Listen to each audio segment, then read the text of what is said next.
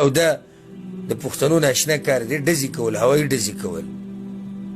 د الله نه ویرېږي دا کوم چې هوایي ډزې کوي تا له چا د اجازه تر کړې چې ته په خوشحالو کې هوایي ډزې کوه یعنې ته د خپل خواهش دپاره او د ځان د خوشحالولو دپاره نورو مسلمانانو ته او انسانانو ته نقصان ورکوې ته په دې خوشحاله ستا ضمیر دا مني شریعت هم تا منع کوي انسانیت هم منع کوي ضمیر دې هم منع کوي ضمیر هم سړي ته وي دا کار دې ناروا دی دی به راوالي ګړز ګړز ګړز وسیله وي اختر اعلان وشو اختر اعلان وشو نو په دې طریقې سره ته خوشحالي کې کیدای شي د دې لاسه ډېر شوي دي ستا د ګورې د لاسه په یو کور کې ماتم جوړ شي نو تا خو اختر کوو او په هغو دې ماتم راوستو یو غریب ولګي مړ شي معذوره شي ځان ته مسله جوړه کړي خپل اختر دې مو ورسکور کو د هغوی اختر دې مو ورسکور کو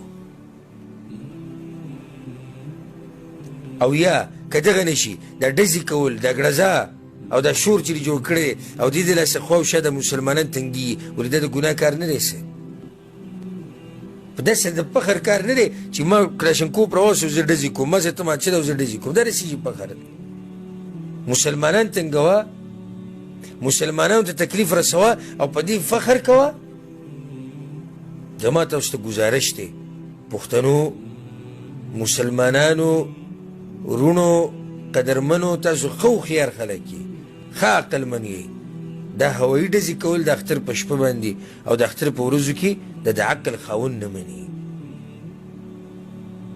شریعت موږ د هر هغه کار نه منع کړي وو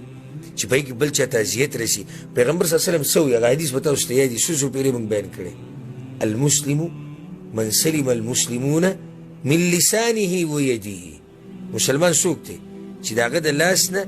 او د هغه د ژبې نه بل مسلمان ته تکلیف نه رسي بل مسلمان ته اذیت نه میلاویږي دا صحیح مسلمان دی